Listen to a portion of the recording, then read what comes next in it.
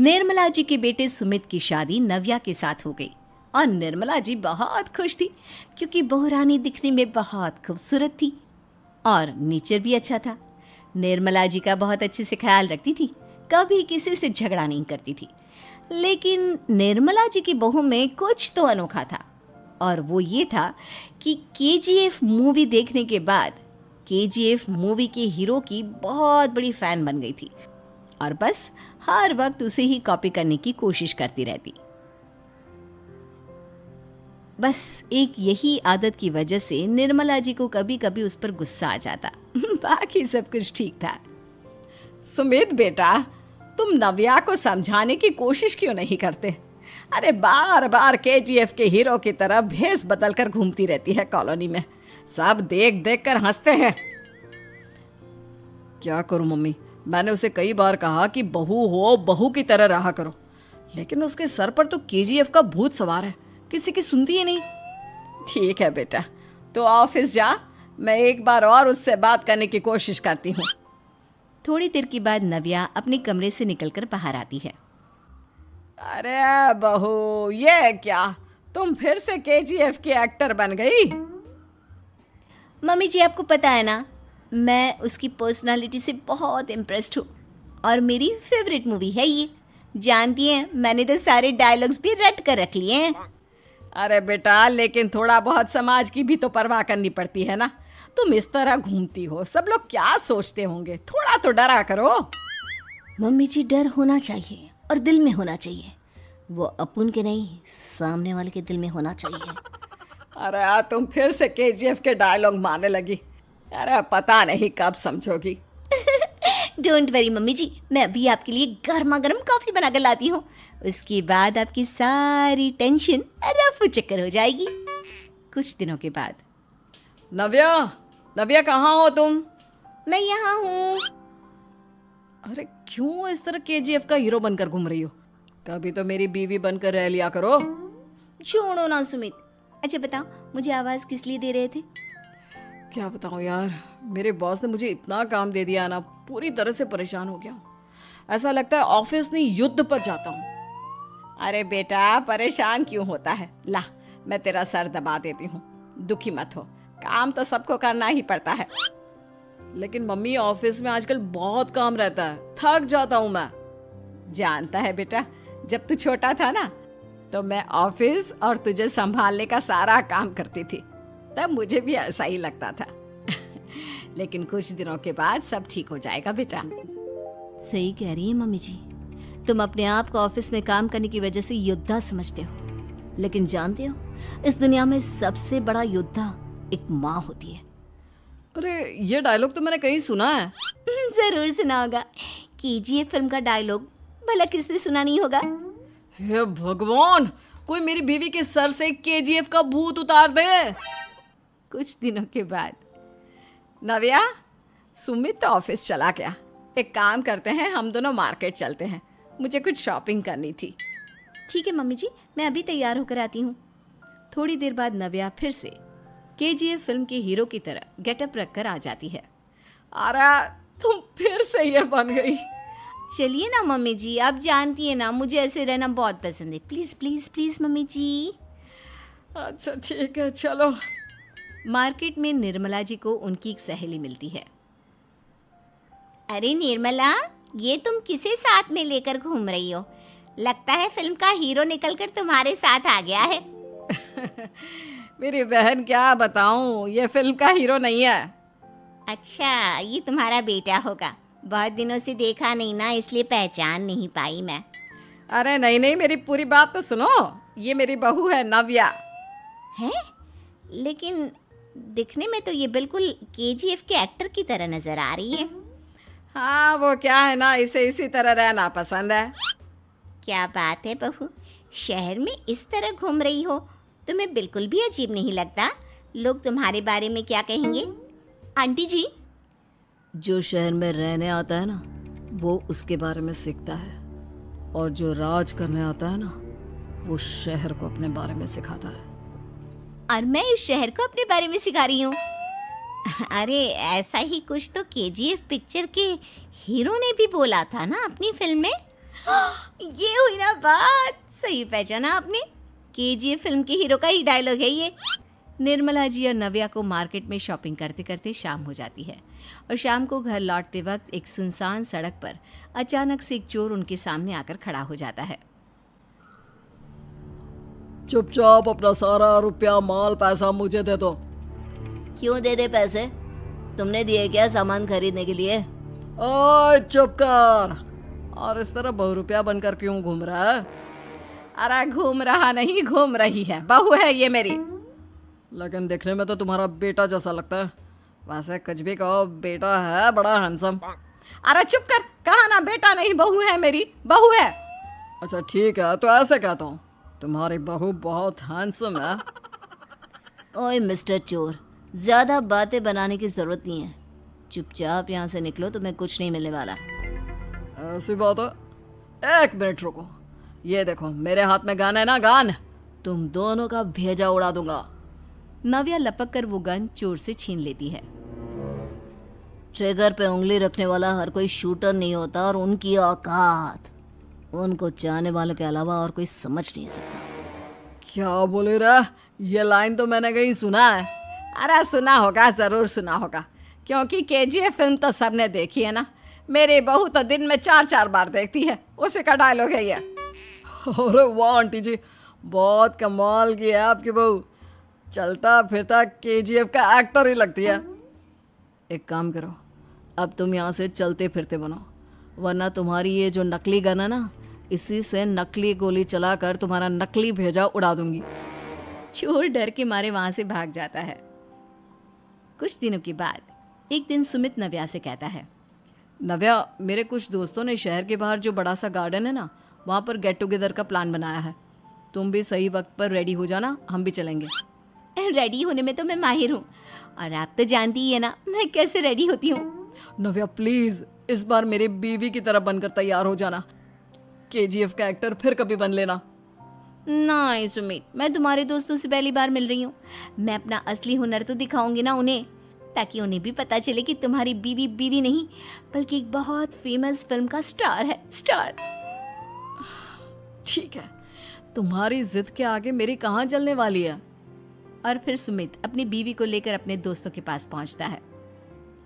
यह है मेरी पत्नी नव्या। अरे मुझे तो लगा ये तुम्हारा कोई नया दोस्त है। हाँ, मैं भी बहुत देर से सोच रहा था कि सुमित का नया दोस्त तो बड़ा हैंडसम है। आप लोगों को गलत फहमी हुई है, मैं इनका दोस्त नहीं बल्कि इनकी बीवी हूँ। अगर आप बीवी हैं तो बीवी की तरह क्यों नहीं रहती? आपको देखकर तो ऐसा लगता है जैसे सुमित अपनी किसी कॉलेज की फ्रेंड को लेकर घूम रहा है। अब क्या बताऊँ यार, तुम लोग ही समझाने की कोशिश करो, मेरी तो कोई बात नहीं सुनती। अरे भाभी जी, ये तो बहुत बुरी बात है, रियली वेरी बैड। हमारे दोस्त को तो बीवी के साथ रहने की फीलिंग ही नहीं आती होगी। If you think I am bad, I am your dad. अरे भाभी जी, क्या कमाल का डायलॉग मारा है, मजा आ गया। आप तो एक्टिंग भी बहुत अच्छी करती हैं। हाँ, लेकिन बस एक ही इंसान की एक्टिंग करती है मेरी बीवी, केजीएफ के हीरो की, और उसी की तरह रूप बदल बदल कर घूमती रहती है। यार सुमित, तेरे तो मजे हैं, चलता फिरता सिनेमा हॉल तेरे संग चलता है। बेटा, मेरे कितने मजे हैं और कितने नहीं, ये तो मुझे ही मालूम है।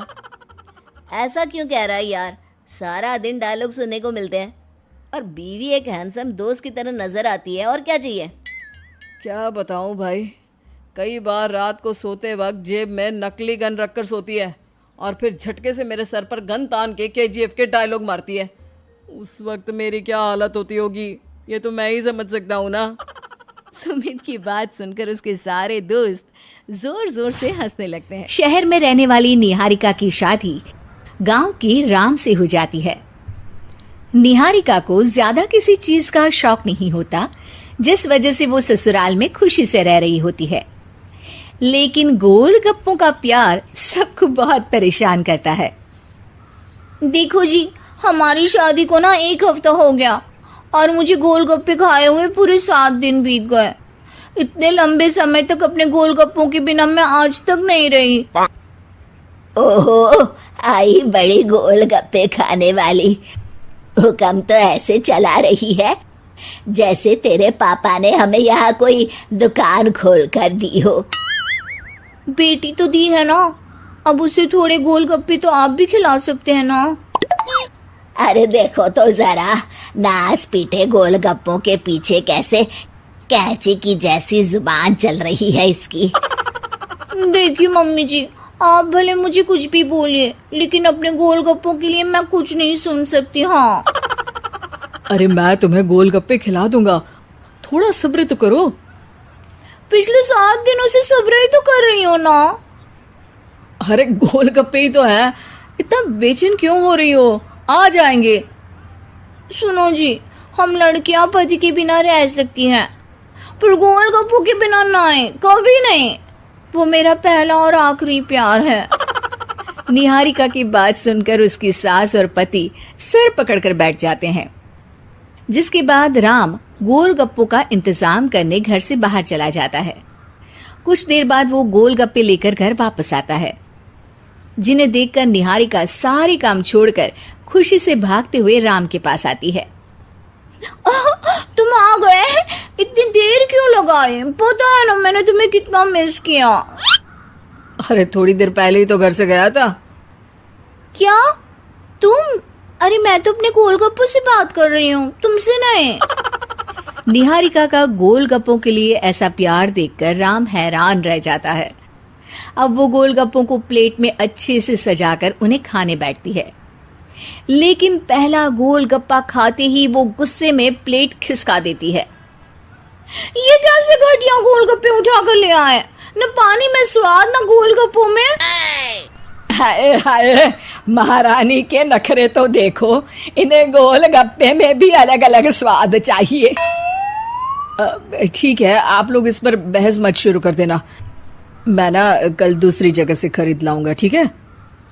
अगले दिन राम निहारिका के लिए गांव में दूसरी दुकान से गोलगप्पे खरीद कर लाता है, पर उसे वो भी पसंद नहीं आते।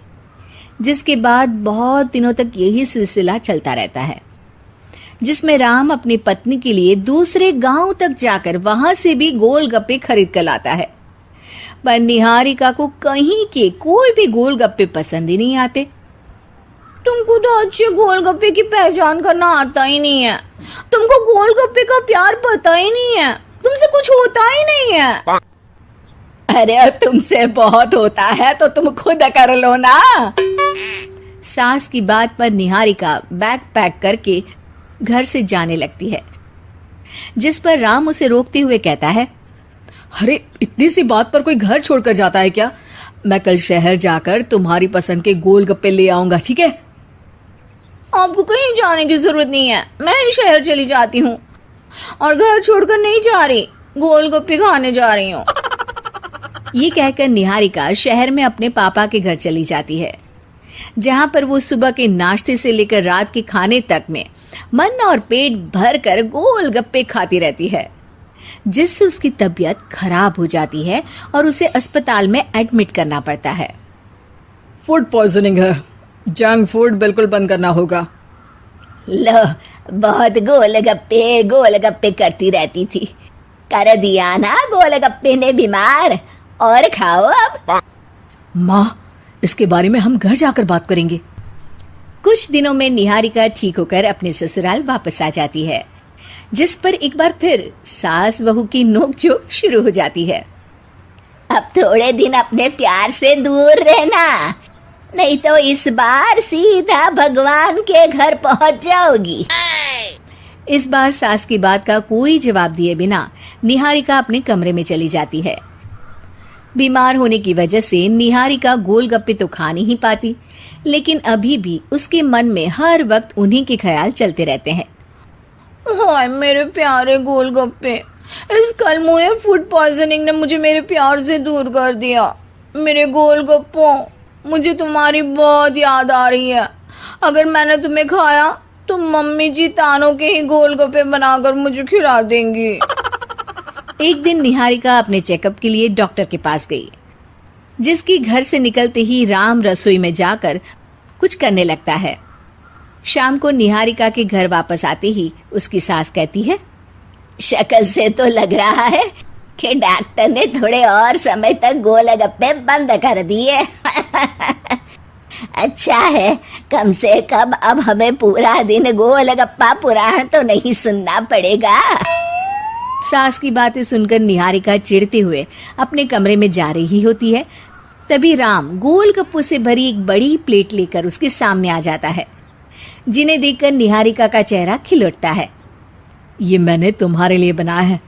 तुम्हें अपने पसंद की चीज खाने से कोई नहीं रोक रहा। जितना खाना है उतना खाओ, लेकिन उससे खाने की एक लिमिट होनी चाहिए। हाँ बहू, किसी भी चीज की अति हमेशा नुकसानदायक ही होती है। ठीक है, पर अभी मुंह में पानी आ रहा है। गोलगप्पे खाऊं प्लीज? अरे अकेले क्यों, सब साथ मिलकर खाएंगे ना।